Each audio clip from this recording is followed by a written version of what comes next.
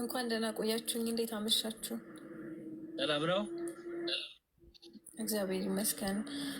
የእኔ ጥያቄ ከዶክተር ቅድስት ጋር ነው የሚያያዘው። ኦኬ እሺ። ፀጉሬ በጣም ያሳክከኛል ረዥም ጊዜ። እንደ ሴት ታጥቤ ከ3 ቀን በላይ መቆየት አልችልም።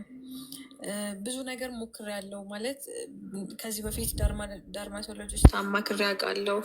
የተለያዩ ሻምፖ አይነቶች አዘውልኝ ነበረ። አንቲዶንድሮፍ የሆኑ ሻምፖዎች ተጠቅሜያለሁ። ቅባቶችም እንደዚሁ የተለያዩ ቅባቶች አዘውልኝ ከ2 ዓመት በፊት ጀምሮ ረዥም ጊዜ ተከታትያለሁኝ።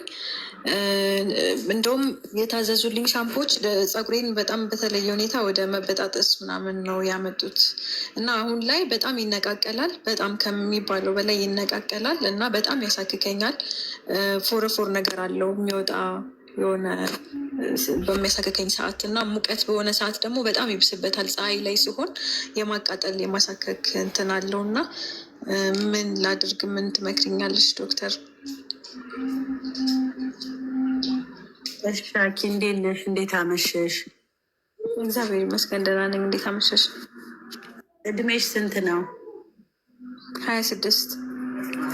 ከዚህ በፊት ይሄንን ትሪትመንት ስታደርጊ ሻምፖዎች ምን ሲሰጡሽ፣ ሌሎች ተጓዳኝ ምርመራዎችን አድርገውልሽ ነበረ?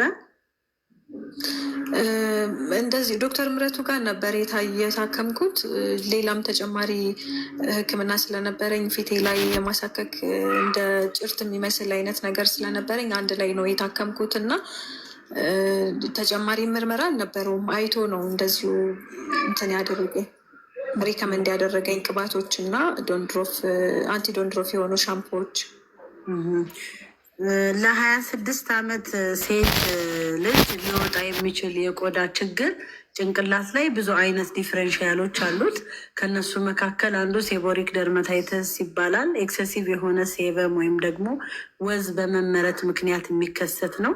እሱ አይነት ህመም ዩዥያሊ ኤክሰሲቭ የሆነ ሴበም እና እዛ ጋር እንደ ፍሎራ ወይም ከኛ ጋር ኮመንሳሊዝም ተጠቅሞ የሚኖር ባክቴሪያ ኤክሰሲቭሊ በመራባት የሚከሰት ነው። አንዱ ዲፍረንሺያል እሱ ነው። ይሰጡሽ የነበረ ሻምፖም ይሄንን ለማከም ነው። ሌላው ቲኒያ ካፕቲስ አዳልት ኤጅ ላይም አንዱ ዲፍረንሺያል ነው። ቲኒያ ካፕቲስ በአንቺ እድሜ ሲከሰት ልናስብ የምንችለው ተጓዳኝ የሆነ በሽታ የመከላከል አቅም መውረድ ነው። ያ በሽታ የመከላከል አቅም መውረድ በብዙ ምክንያቶች ሊከሰት ይችላል። ሶ አንደርላይኒንግ የሆነ ሲስተሚክ የሆነ ፕሮብለም እንዳይኖር መጀመሪያ ፉል የሆነ ኢንቨስቲጌሽን ይፈልጋል። ምክንያቱም ብዙ ቆዳ ላይ የሚወጡ ችግሮች የውስጥ ደዌ ማሳያ ወይም በሽታ የመከላከል አቅም መውረድ ማሳያ ምልክቶች ሊሆኑ ስለሚችሉ ሜቢ ከሻምፖ በኋላ ፀጉርሽ መቆራረጥ እና መነቃቀል፣ ያው ሻምፖዎቹ አንቲፈንጋል ስለሆኑ ኬሚካል ስለሚኖራቸው እንደ ሳይድ ኢፌክት ፀጉር መነቃቀል እና መሰነጣጠቅ፣ ክርድድ ማለት አይነት ባህሪ ሊያመጡ ይችላሉ።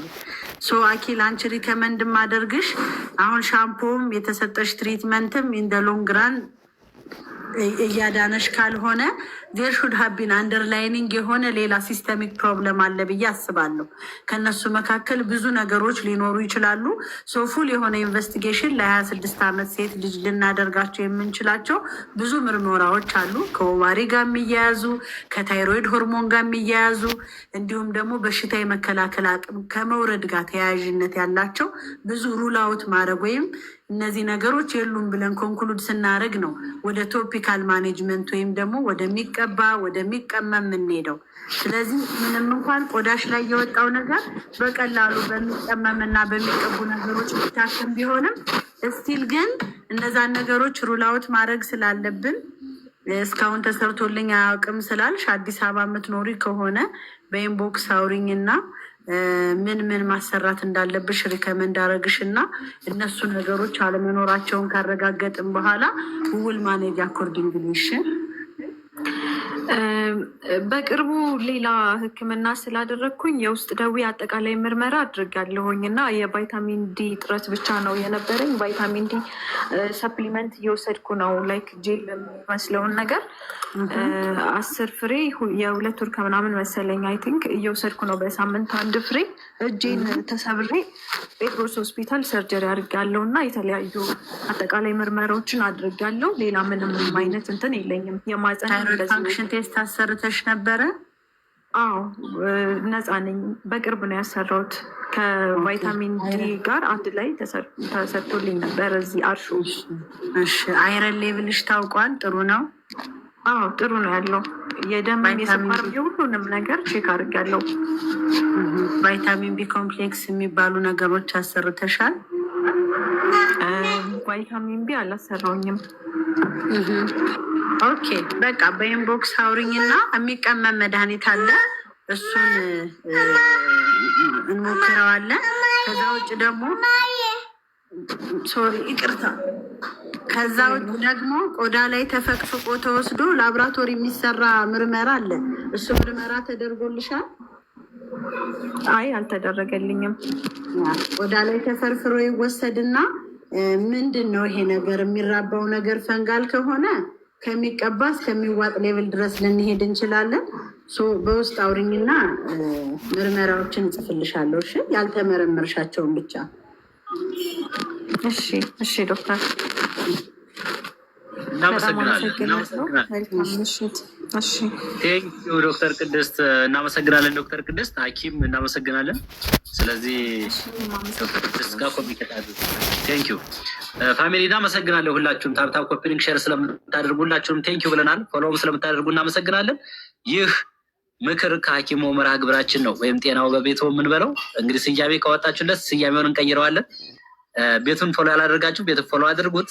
እዚህ ያሉ ሐኪሞችን በሙሉ አንጋፋ ስፔሻሊስት ሰብ ስፔሻሊስት ሐኪሞች ፎሎ ካላደረጋችኋቸው ፎሎ አድርጓቸው። ፋሚሊስ እስኪ ቤቱን ፎሎ አድርጉት። ሁላችሁም አንዴ ቤቱን ፎሎ አድርጉት። ሁላችሁም ፎሎ ያላደረጋችሁ ማለት ነው።